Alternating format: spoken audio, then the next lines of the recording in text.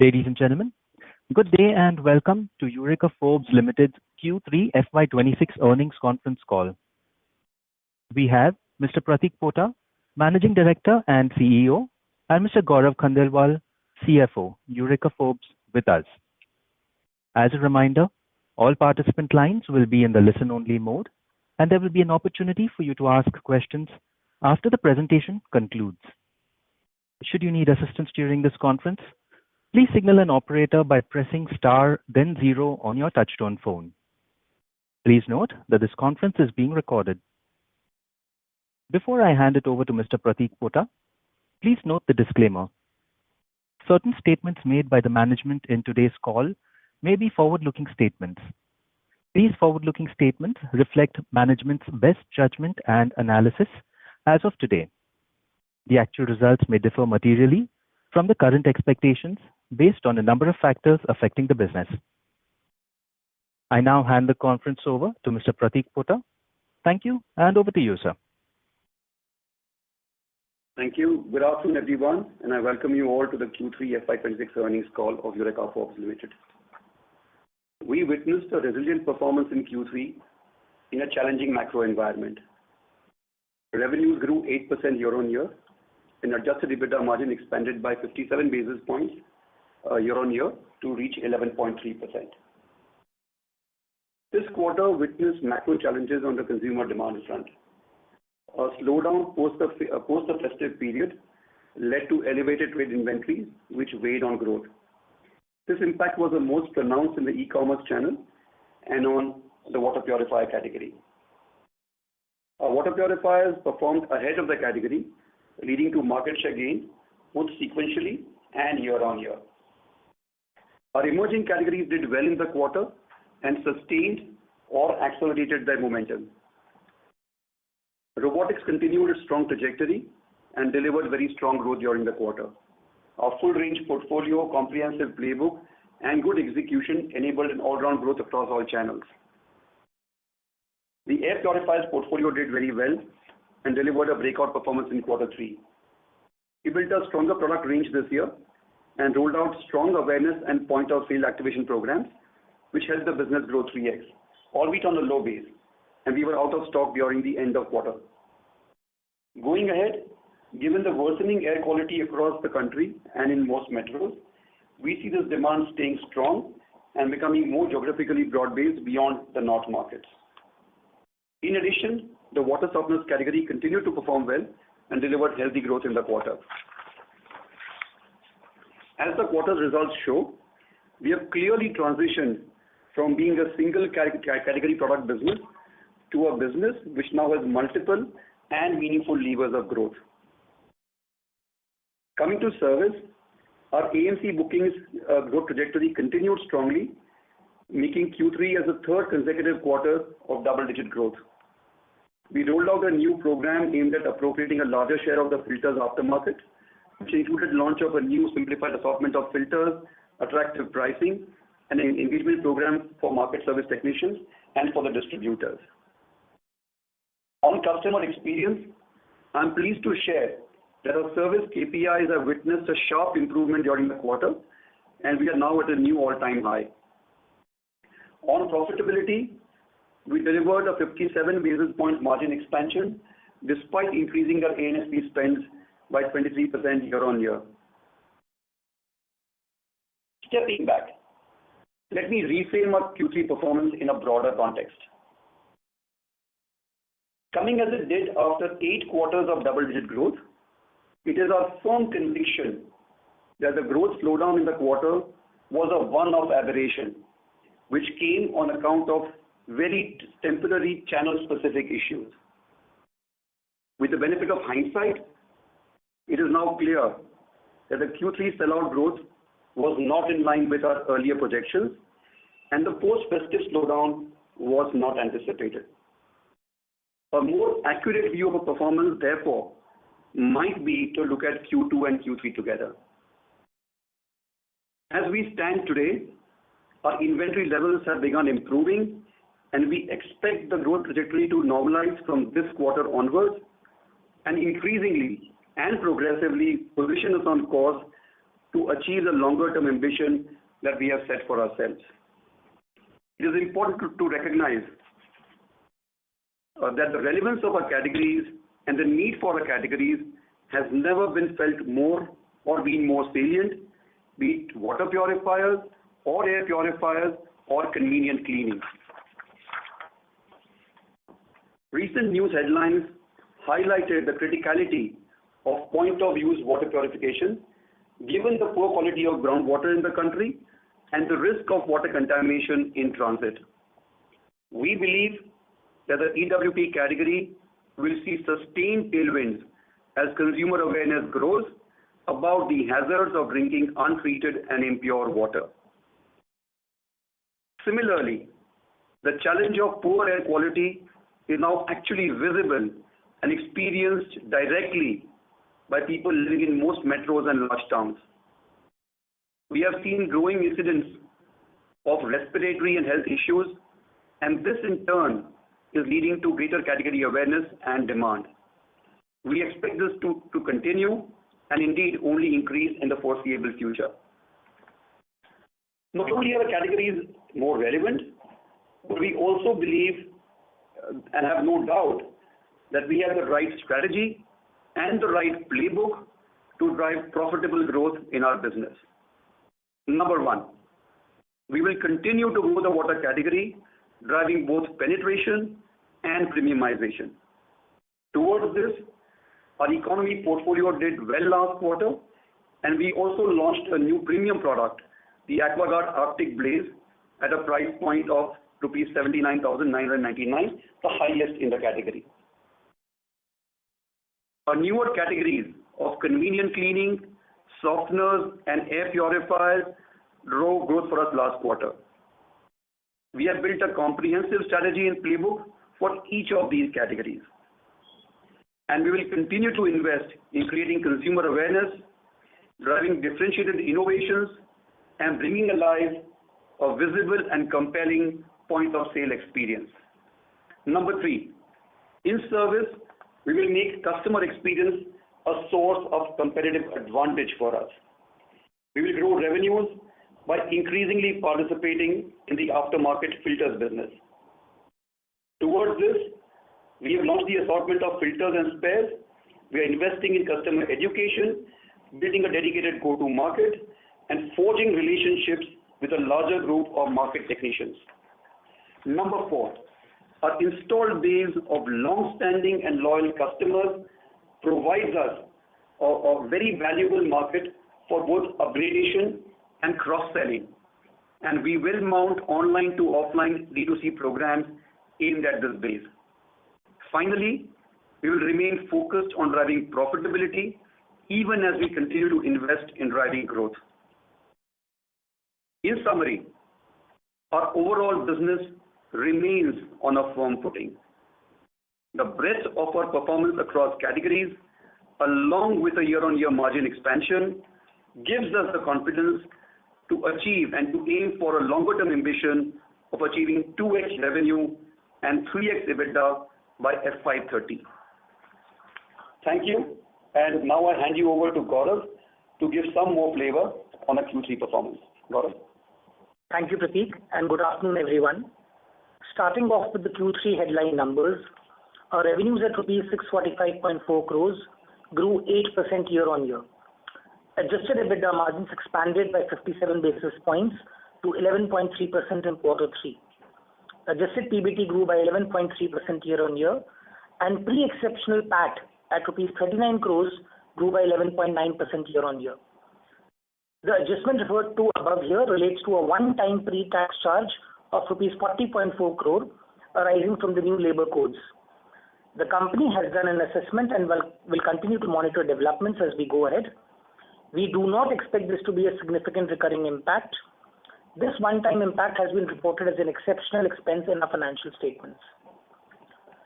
On the revenue side, our emerging categories delivered a solid performance during the quarter. These categories, comprising robotics, softeners and air, continue to report strong growth. The electric water purifier segment experienced a softer quarter. The post-festive demand was lower than our expectations, thereby leading to elevated trade inventory levels. This was most pronounced in the e-com channel. We see this to be a temporary phase as underlying growth fundamentals remain intact. If you see Q2 and Q3 combined, we delivered a robust double-digit revenue growth of 11.7%. We see inventory levels normalizing in the offline channel already and expect that to happen in the e-com channel within this quarter. Gross margins expanded 331 basis points year-on-year to be at 60.8% during quarter 3. This improvement was primarily driven by a COGS program and quarter-specific issues like channel mix and lower discounts. Our COGS program is now well institutionalized and is helping create the headroom for growth investments. In line with our strategy, we continue to increase our A&SP spends to increase category awareness. Our A&SP spends grew by 23.3% year-on-year in quarter 3, and our focus will remain on investing for category expansion. I would now like to draw attention to our YTD performance. On a YTD basis, the business remains on a healthy double-digit growth trajectory and our structural levers remain intact. Our YTD revenue stood at rupees 2,026.6 crores, registering a growth of 11.1% year-on-year, and adjusted EBITDA margin stood at 11.9%, up 67 basis points year-on-year. Adjusted PBT grew by 22% year-on-year to rupees 204.8 crores. 9-month PAT pre the labor code impact stood at rupees 139.1 crores, up nearly 24% year-on-year. Gross margins have expanded by 90 basis points to be at 58.8% for the 9-month period. I would like to highlight here that our gross margins have remained resilient, and as reference, they were at 59.4% in FY23. In effect, our gross margins have remained range-bound at these levels, and we expect that to continue. Our operating discipline, our guardrails around gross margins, supported by portfolio breadth across price points, and the ongoing cost focus continue to give us multiple levers. Given the headroom provided by gross margin improvement, we have made conscious investment decisions, mostly in the areas of A&SP and service charges. While the total expenses have grown by 11.7%, this is primarily due to a 14.5% increase in service charge and a 16.4% increase in A&SP spends. In summary, our YTD performance remains strong with healthy double-digit revenue growth and margin expansion supported by gross margin expansion as a result of our COGS program. We remain focused on driving growth and margin expansion on a full year basis in FY26. The business continues to benefit from strong fundamentals, low category penetration, and even more favorable category tailwinds going ahead. Thank you. I now hand it over back to the moderator for the Q&A. Thank you very much. We will now begin the question and answer session. Anyone who wishes to ask a question may press star and 1 on their touchtone telephone. If you wish to remove yourself from the question queue, you may press star and 2. Participants are requested to please use handsets while asking a question. Ladies and gentlemen, we also request that you please limit yourselves to 1 question and 1 follow-up. If you have any further questions, you may rejoin the queue. We will now wait for a moment while the question queue assembles.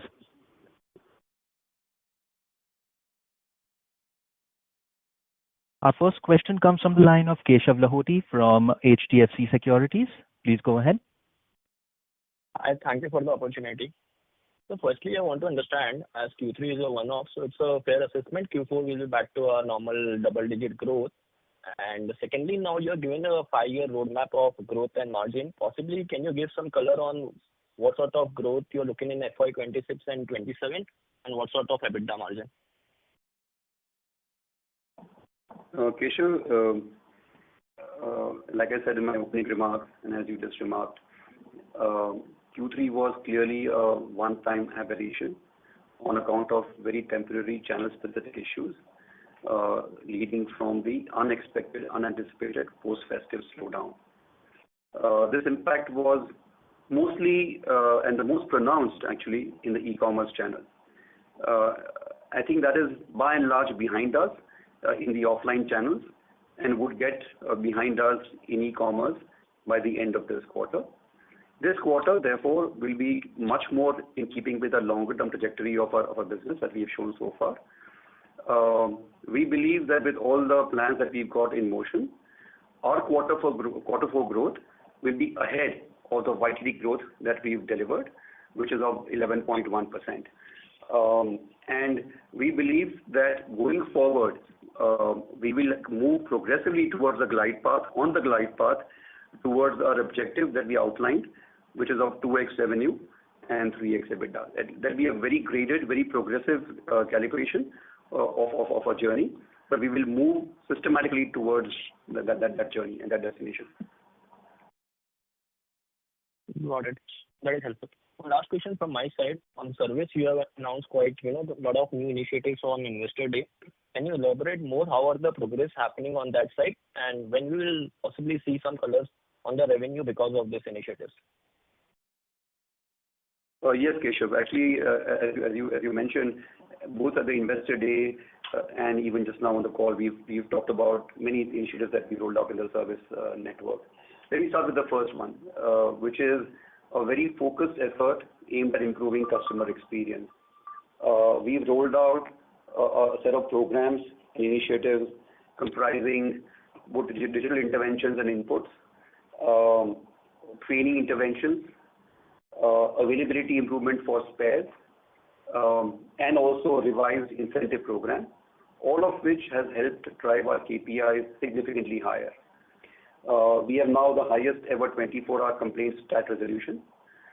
We also have a very high level of complaints met within 1 hour of the complaints being booked or the time being booked.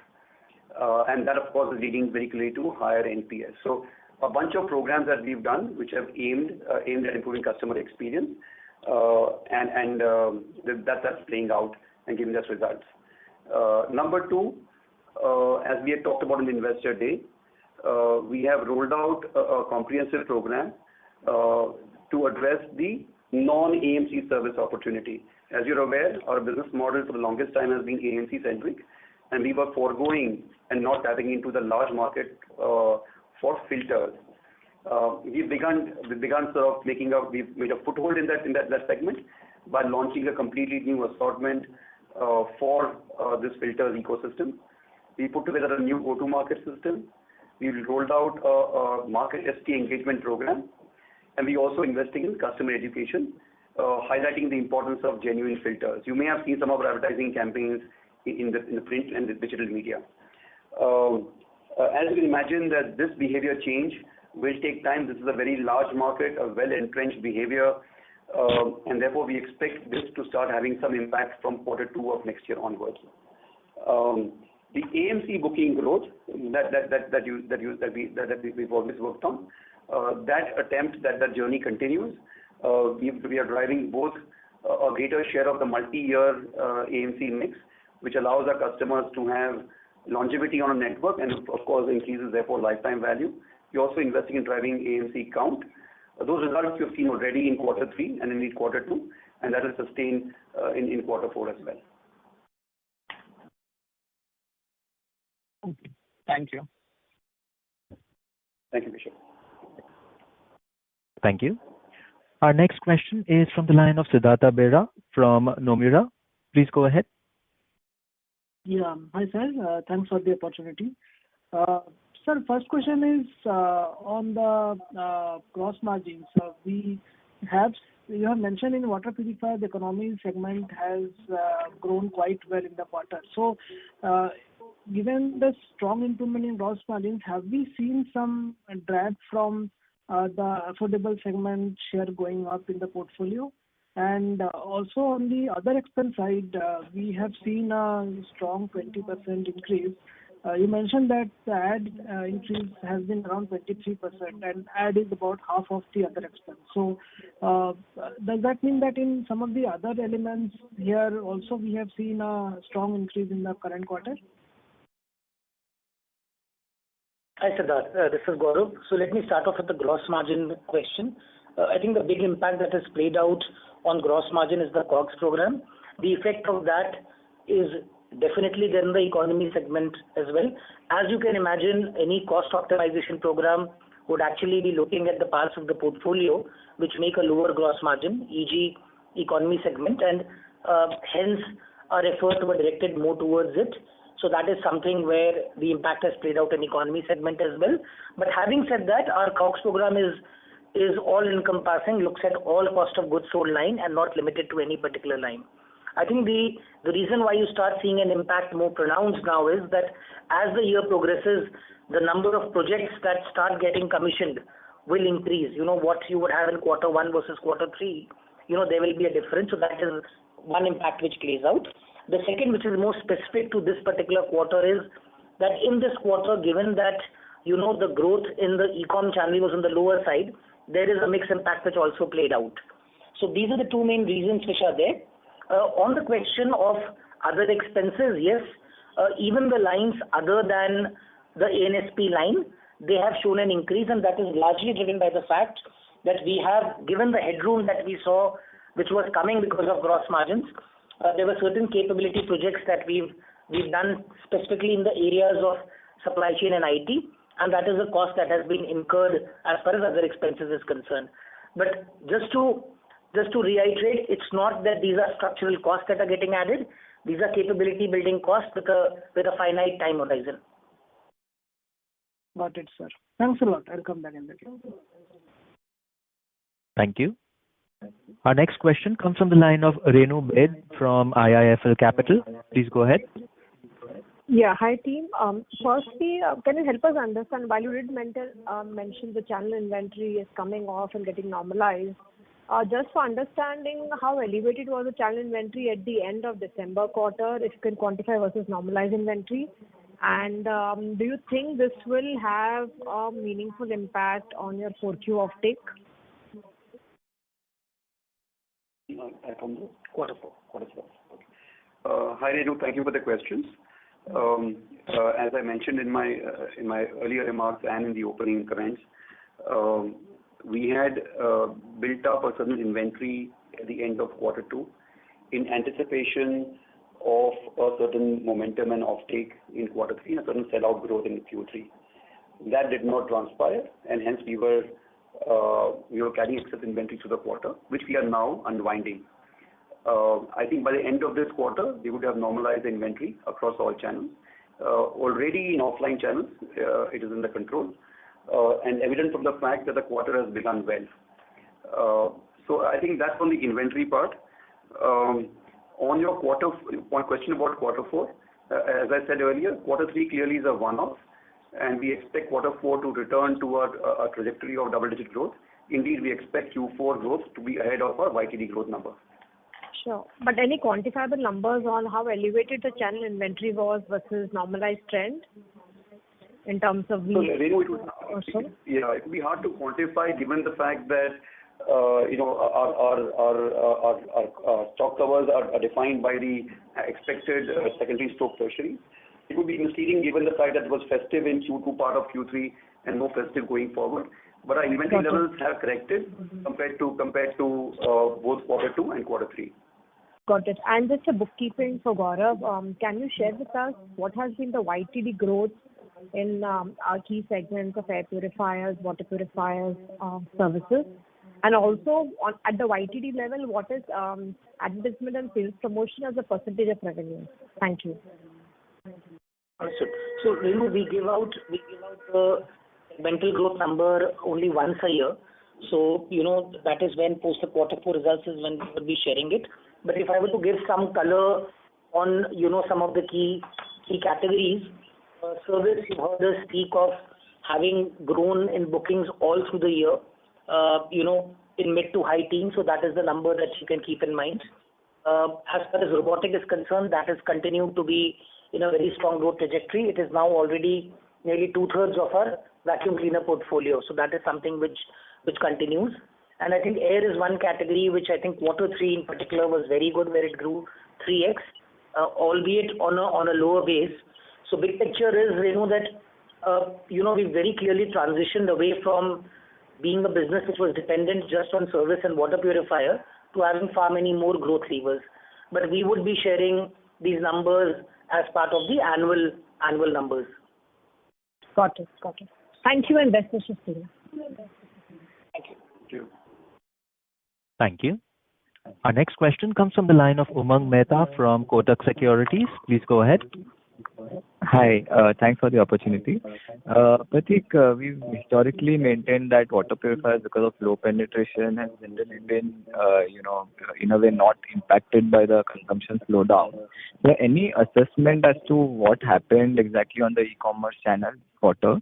And just a question linked to it was, have we seen any impact from the two new players which are kind of, showing aggression in this category?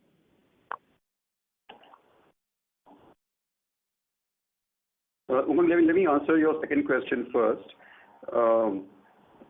I think, like I said in my opening remarks, we have gained market share in the water purifier segment, both sequentially and year on year. This market share gain has come across channels, online and offline.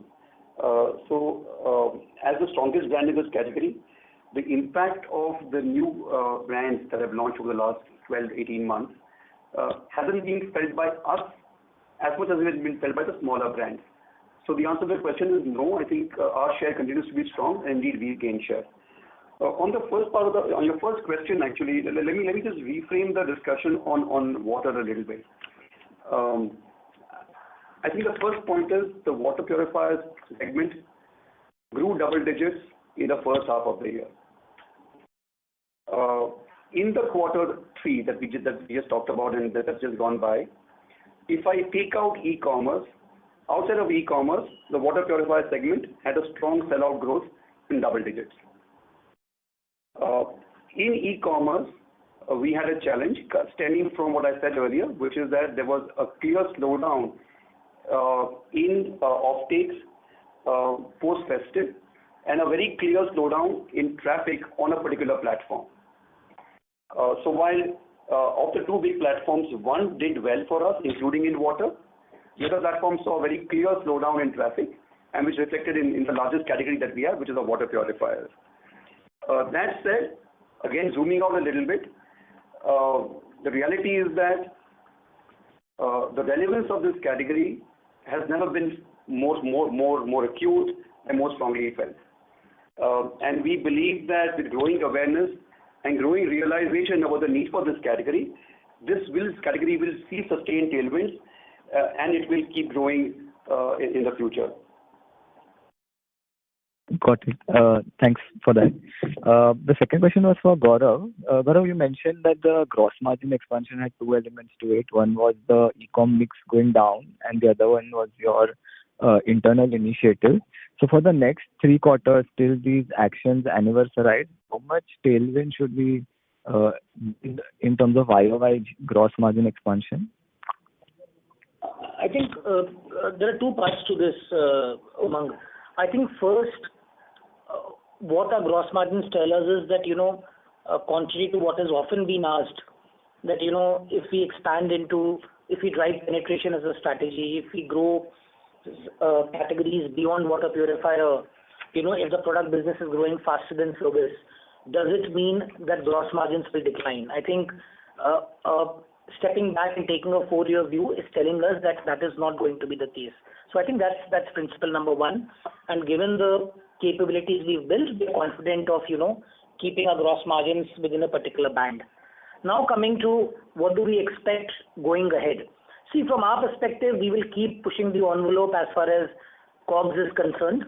And from there, now whether we choose to deploy it for a growth investment, whether we choose to deploy it for, any pricing action, which itself would impact gross margin, or whether we choose to, let it flow into EBITDA as we've done in this quarter, that's going to be a tactical choice.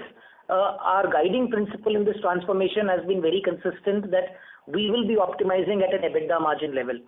I think in this particular quarter, we saw the window where we felt our gross margins were going to be good, and hence we, stepped up investments wherever we felt it was required. But stepping back, I think what can be assumed is that we will keep our gross margins at a range-bound level. We do not expect to keep our gross margins at a level of 61% that you would have seen in this quarter. But you've seen our trajectory over the last 4 years, and we intend to keep it range-bound at those levels through multiple levers and keep aiming for an EBITDA margin improvement. Got it. Very clear. Thank you so much, and all the best, guys. Thank you. Thank you. Our next question is from the line of Aniruddha Joshi from ICICI Securities. Please go ahead. Yeah, thanks for the opportunity. So we have seen various instances like Indore water contamination or North India very heavy air pollution, even in cities like Mumbai, Pune. So there is a sharp increase in the TAM, and generally a natural increase in TAM also attracts a lot of competitive activity also. So do you see a market leader like Eureka should focus very aggressively on driving growth, because there is a natural growth available right now in the market? So what will be our strategy considering the conditions are extremely favorable for growing most of the categories? That is question number one. And question number two is with almost 23% increase in ad spend, is Eureka having a highest share of voice among all the peers in almost most of the products? Yeah, thanks. Thank you, Anirudh. I think like a lot of people across the country, as Indian citizens, we were also heartbroken, and we were concerned to see the news coming out of Indore and the other cities. I think the problem of impure water is one which can be solved only by using point of use water purification systems. As awareness of that grows, like you rightly said, this category will grow in penetration and grow in penetration across town classes, not just in the large towns. That may indeed in turn attract more competition, but as India's largest and the strongest brand, and the brand with the largest service network, with a proven track record of delivering innovations, with a very, very comprehensive and omni-channel go-to-market, we have the strongest right to win in this segment.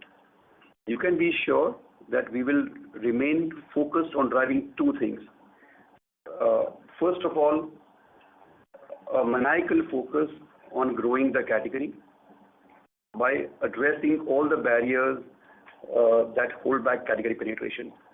A case in point being our advertising campaign that we've done over the last couple of years with our economy segment, and more recently with our nanopore filter campaign to address the category barriers and to create the need. So that's number one. Number two, we will invest in driving differentiated innovations across price points. Given the low penetration levels of the category entrants come in at all price points, not just economy level. So it's important for us to keep innovating and attracting customers across the price ladder. Again, an example being our Blaze Insta Hot product, which got almost 70% new customers into the SKU. That's number two. Number three, we will invest in creating awareness, as you've seen us do, and that's your second question as well, in creating awareness both in terms of using advertising and also point of sale visibility. I think the one thing is absolutely clear, that even as we grow this category, we will defend our market share. Indeed, we will grow our market share with absolute aggression. We will not let our guard down. We will not give any quarter. The category growth, and the category will grow, has to accrue to us more rightfully given our sheer brand strength. So that's number one.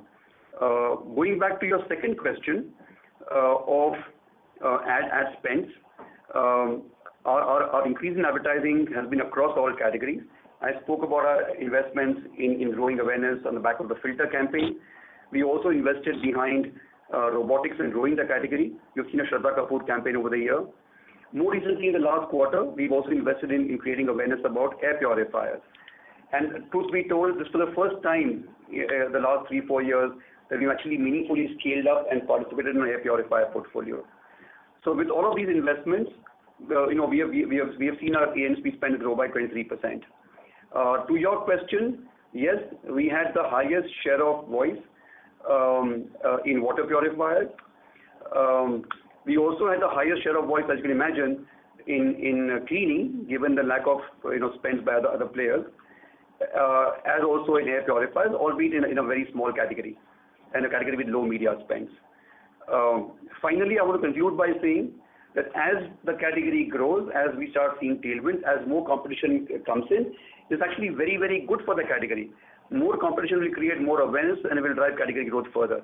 And like I said earlier, as the strongest brand, we have the most right to win and to appropriate a larger share of this growing market.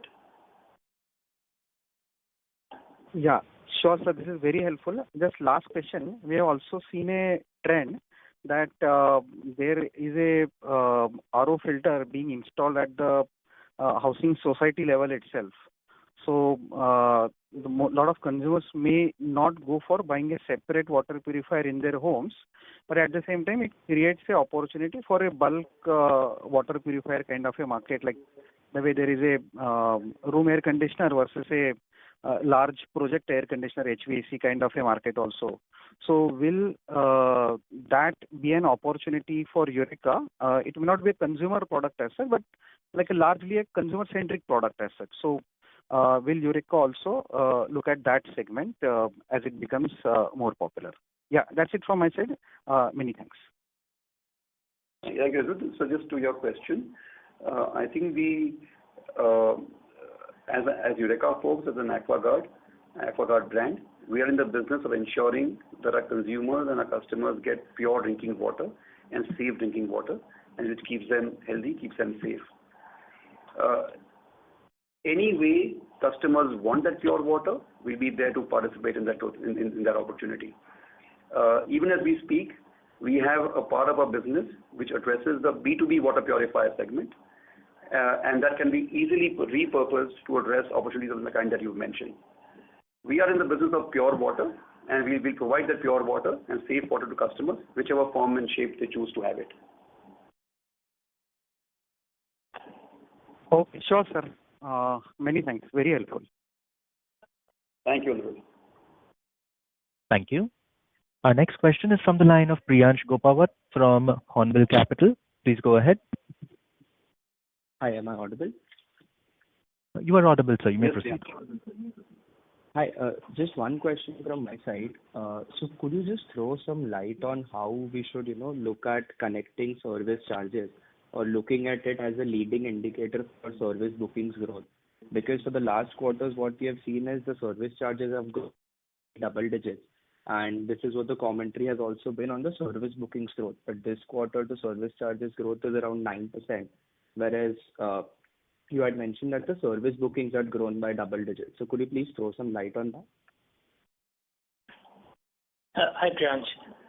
So I think there are two lead indicators that one can look at, and both of them I must call out would not be the perfect lead indicator. So one surrogate is service charge, as you mentioned, it has grown roughly 9%. Service charge has two components. There is one part which is linked to revenue, because there is basis the revenue that is generated, there is a certain percentage that is paid out.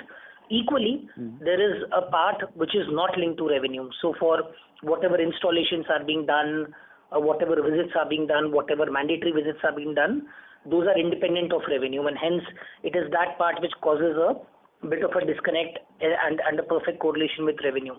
Equally, from our perspective, one very important work stream that we continuously work on is trying to address leakages that may come up, because as you can imagine, there could always be opportunities for a technician to kind of, do some kind of leakage, etc. So that's one part of, which is service charge, which you can draw a bit of correlation, but not a perfect correlation. The other number to look at is the deferred income liability, which comes on the balance sheet. That is something which, also gives an indication of the service business growth, and that will again help you. Having said that, given that we are, equally looking at tapping the filter sale opportunity, what it will also mean is that, there will be a cohort of customers who may actually opt for a filter, and that is something which will be like a normal product sale. So that is something which will not even reflect on the balance sheet as well. That would be a normal product sale based accounting that would happen. So it's going to be a blend of these three things, but Unfortunately, it's a line where a perfect correlation may not be possible. But I think importantly from our perspective, the trajectory that we've seen in our business, that is something which has sustained. And the line of sight that we have is that we expect this momentum to continue. And with now the entire filter portfolio coming across, that provides a strong foundation for this business to grow. Perfect. Understood. Thank you so much. Just one more question. So could you also just brief me as to how you account for cost for this particular line of business and how the revenue is recognized? Sure. And I'll explain this via an example so that it's, Sure. it's more relatable. So let's assume for a moment that the price of an AMC is, let's say, 1,200 rupees, and it is a 1-year AMC. And let's say the cost for that is X for acquiring that AMC. The entire cost gets recorded as a service charge at the time of sale. So in a quarter, you will see the entire cost getting recorded upfront. However, since the AMC is for a 12-month period, the revenue recognition that happens is 1 by 12 every month. So in a quarter, there will be 300 rupees recorded as revenue. There will be 900 rupees which will be recorded as a deferred liability on the balance sheet. But the entire cost related to getting a 1,200 rupees AMC is sitting within that quarter. Understood. And by the entire cost, do you also include the cost that you would be paying out your technicians? Yes, it does. The entire cost of acquisition of getting an AMC customer is sitting here. Understood. Thank you so much. That is super helpful. Thank you. The next question is from the line of Parikshit Kabra from PKD Advisors LLP. Please go ahead. Hi, thank you for the opportunity. I just wanted to try and triangulate the growth numbers that we are talking about, right? So Prateek has said earlier in the call that in Q4 our growth numbers should definitely be higher than what the YTD numbers were. So even if I pull a ballpark number of 12-13% on that, just for the sake of calculation and compute, my annual revenue for this year will be around 2,700 odd crores, which will overall from last year give me a growth of about 12%. And let's take 13% also. FY25 your growth was about 11.5%, and at that time you were not doing as much ad spend, and also you had services that was holding you back. Now services also, it's not fully come in double digit, but at least you'll be getting mid single digit growth at least. So all in all, wouldn't this imply that our product sales, and particularly our water purifier product sales, growth rate has decreased in FY26 compared to FY25? So Parikshit, thank you so much for the question and for doing the math. I think, like I said earlier, quarter 3 was an aberration, was a one-off, and we expect quarter 4 growth to be ahead of the YTD growth, and like you also underlined. Within that, the product growth will also obviously be ahead and will grow double digits. Your specific question on how our growths have trended over since the last year, I think let me zoom out and talk about it in two different parts. The growth that we have in our emerging category, whether it's robotics or softener or indeed now air purifiers, that growth has either remained at the same level or in fact actually gone up. We see those green shoots playing out next year as well, and the momentum sustaining. And in the investor day, if you recall, we had talked about robotics being a 1,000 crore category by FY30. That momentum continues. Coming to water purifiers, as I said in response to an earlier question, our growth in water purifiers in the first half was double digits. Our growth in quarter 3, if I take out the impact of e-commerce, our sell-out growth in water purifiers in quarter 3 was again double digits. We expect that to sort of sustain going forward in quarter 4 as well. So that's the picture on water purifiers for this year. That said, compared to last year, directionally the momentum of the category has indeed slowed down a little bit, but remained at the double-digit level. Going forward, for reasons that we discussed earlier on the call, the very clear heightened sense of need, felt need, the growing instances of water contamination, the poor quality of groundwater in India, and indeed the contamination in transit, we believe that this category will see sustained tailwind and penetration growth for the next many years. So correct, Pratik. Just a follow-up on that. I appreciate the overall long-term story about water purifier category. I think that makes sense. But what would you attribute the slowdown in the growth momentum for such an underpenetrated category, right? Because yes, there is a one-off quarter, but I don't want to focus on it because honestly, it's a one-off quarter and it's one channel. In fact, it's one platform. If I'm just trying to understand how can the overall directionally the momentum come down when we are making as much investment as we are at an overall year level. And that's a good question and a fair observation, and you're right, absolutely. We should not concatenate the longer term potential of this category with performance in one platform in one quarter, and that was exactly the attempt. I think the reality also equally, however, is that the performance that we deliver has to be seen in the context of the broader macro environment and the consumer sentiment. And as the largest legacy category that we have, this category is also subject to the same variables as any other large category. The emerging categories, because they are small, because they are nascent, because they have a very long runway to grow, they see less of those drags and those headwinds. But as a category that was ongoing, a very large category, the water category did see some headwinds on account of consumer sentiment. As that drag goes away, and as like I said, the salience and the need grows and awareness grows, this category will return to strong momentum that it had last year. Got it. All right, great. And just one last question is on the e-commerce model that you have with this particular platform. Is it that you guys are selling over the inventory to them and then they sell it further? Is it not that it's not a drop shipment model?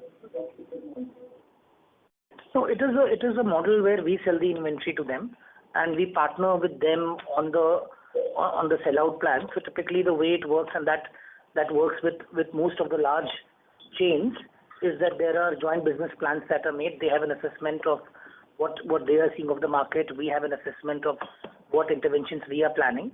So it is basis that assessment that joint plans are made out, and that's how it's done. So it is a sale from us to them, which is there, and obviously then there are linked plans on sellout, etc. And I think that's the part that we mentioned earlier in our comments, that there was a certain expectation and a plan on both sides that we would achieve a particular sellout growth, and that did not pan out as per expectation, and that is the overhang that came across. Great. Okay, thanks Gaurav. Thank you Pratik. Thank you for your time. Thank you. The next question is from the line of Mr. Achal Lohade from Nuvama Institutional Equities. Please go ahead.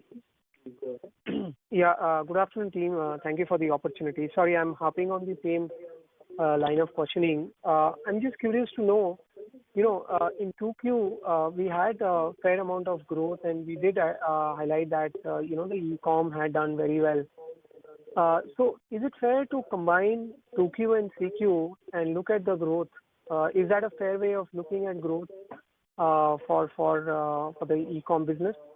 And B, specifically, you called out that it's probably a problem with one particular platform. What is the challenge? Is that the challenge in terms of execution, challenge in terms of any differences of opinion on how to grow this together? If you could clarify a little bit on the same. Yes, Achal. Thank you so much for the question. On your first question, absolutely, our plans in e-commerce across both quarter 2 and quarter 3 were built on the assumption of a certain level of tertiary sellout and certain category growth. While that played on script up to quarter 2, post-festive in Q3 especially, we saw deceleration. And that led to, therefore, pressure on stocks and in turn pressure on our sell-ins into the platform. So therefore, if you were to look at a more accurate depiction of a performance in the last 6 months, combining Q2 and Q3, I think would give you a far more accurate picture. So I would agree with you on that. On your question about the issue with the platform and was there a difference? No, absolutely not. There is, both the platforms and the platform teams and our teams were completely aligned on the need to grow the categories, the need to grow the business, the need for us to grow share from our point of view. However, what the platform saw was a deceleration in traffic, and that in turn reflected directly on lower tertiaries and lower sellouts. It was more of a platform issue than an issue between us and the platform. And did you see a shade of that even on the other platform and other e-com, sections, or not really? It was just one particular platform. On the contrary, Achal, the other platform in e-commerce did exceedingly well for us, delivering strong growth across all categories, including in water. So the problem was confined, therefore, to just that one platform. And has that problem been identified and course corrected? Are you seeing that revival in 4Q, or there is another way of managing at the company level for us? I think the problem has certainly been identified. It's been discussed with the platform and the partner. They are also aware of the issue. We are working with them jointly in driving up tertiary sales and ensuring that we have stronger sellouts in the quarter. And that impact will start being felt progressively through the quarter. As we said earlier, Achal, by the end of this quarter, we expect even the e-commerce inventory levels to normalize. Right. Just last question, if I may, probably I missed out in the beginning. In terms of the guidance, the medium and long-term guidance, what you had called out, that stays as is, or is there any change to that? Achal, that longer-term guidance stays absolutely unchanged. We have, notwithstanding the quarter that just gone by, we have complete conviction, and we believe that we are well on track to deliver to the ambition that we've outlined, which is of 2x the revenue and 3x of the EBITDA. Our categories have never been more salient. The need has never been felt more acutely. And keeping aside Q3 as a one-off aberration, we believe that we are well on track to realize that ambition. Got it. I have more questions, but I'll fall back in the queue. Thank you so much. Thank you, Achal. Thank you. Our next question is from the line of Pritesh from Lucky Investments. Please go ahead. My question is answered. Thank you. Thank you. Our next question comes from the line of Deepak Kumar from Kalyani Family Office. Please go ahead. Hello. Deepak, you are audible. You may proceed. Yeah. So just I wanted to know, on growth momentum, the management gave it, what's the problem and what they are working on. I just wanted to know more about, as our business grows, the cash balance is also growing in our books. So do we plan to look for any inorganic growth opportunities, or how do we plan to deploy that, use that excess cash balance which we are building on our books? Thanks, Deepak. So I think there are multiple areas in which the cash can be deployed. So one is, looking at growth opportunities. That would be a strong preference where we keep investing the cash for. Now that could be in the form of organic growth investments or inorganic. So just to give a sense, our YTD capex this year is running close to 60 crore rupees, and we've given out a guidance that we intend to keep our capex in the range of 60 to 70 crores. So I think that's one area where the cash deployment is happening and will happen. Inorganic is an ongoing process, as you can imagine. We keep looking at opportunities that may be there. Having said that, the important guardrail is to make sure that whatever we look at has to make business sense. There have to be synergies, there have to be complementarities, it has to be accretive, value creating, etc. So those guardrails are there in place to make sure that we come to the right decision. But at a big picture, our first preference will always be to use that cash for growth. Having said that, equally, with the cash balance, we are also looking at areas, and that will all be subject to a board approval, whether there is some way to reward the shareholders. So all those options are ongoing items of discussion. But our strong and disproportionate focus and bias would be towards investing the cash for growth.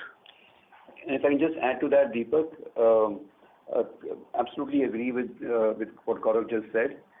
With our increasing cash balance, we are very open to looking at any inorganic growth opportunities that might come our way. As you can imagine, they are hard to come by and not easy. But our intent is to use this growing cash that we have to invest in growing the business, and specifically through inorganic if possible. Sure, sir. Thank you. That helps. Thank you. Our next question comes from the line of Mayur Parkeria from Wealth Managers India Private Limited. Please go ahead. Good afternoon, and thank you for taking my questions. Actually, I just wanted to understand one thing. In the past, this is slightly qualitative question with a lot of understanding here. Past we have alluded to. Sorry to interrupt, Mayur, but your line is not very clear. May I request you to please ask your question again? Your line is not very clear. Now, is it okay? It seems better, sir. Please go ahead. Yeah. So in the past, we have alluded to some of the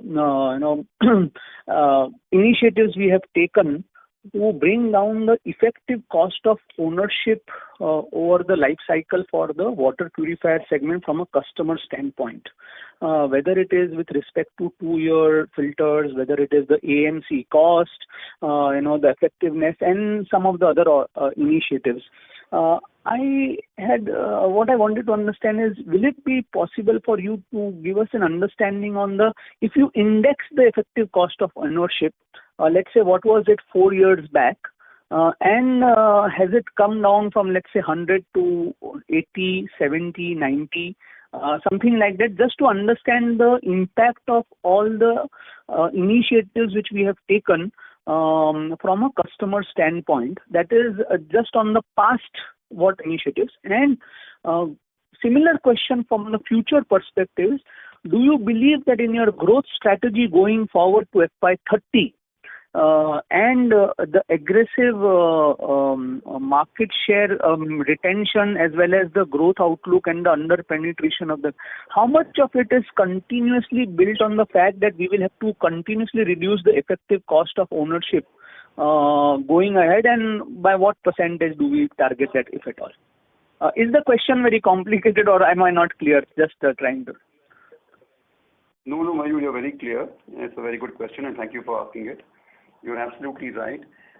Reducing the cost of ownership has been a very clear strategic area of focus for us.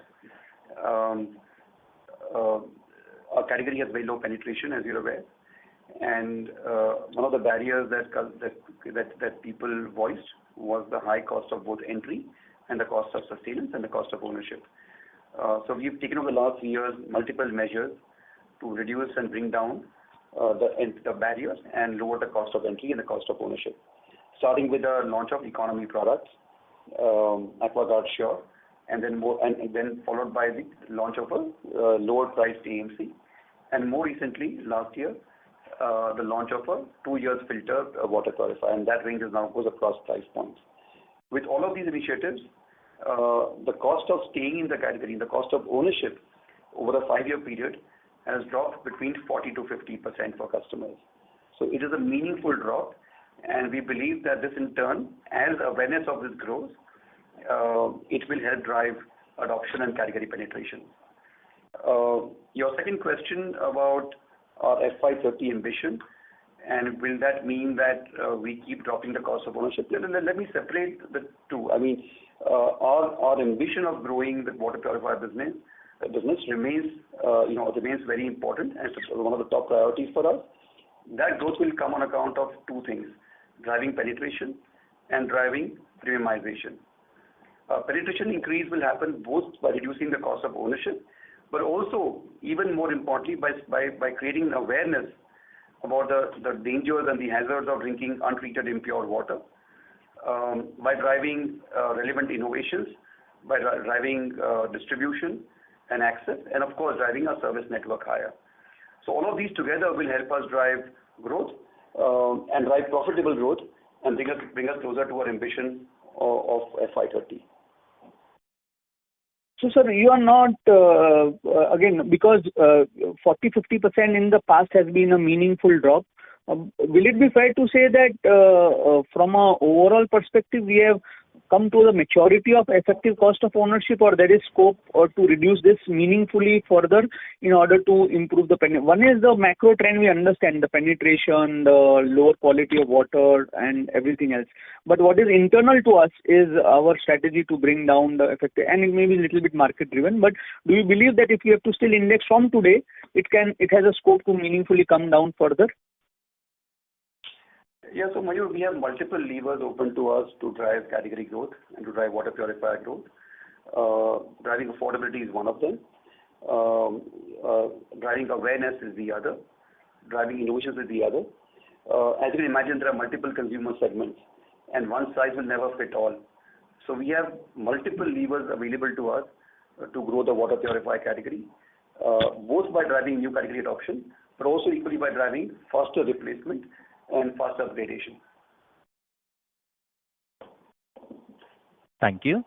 Ladies and gentlemen, we will take that as our last question for today. I would now like to hand the conference over to the management for closing comments. Over to you, gentlemen. Thank you. Thank you everyone for your time today and for joining the call. We hope we were able to address your questions adequately. Please do reach out to us and our investor relations team in case you have any follow-up questions. Thank you and have a good day.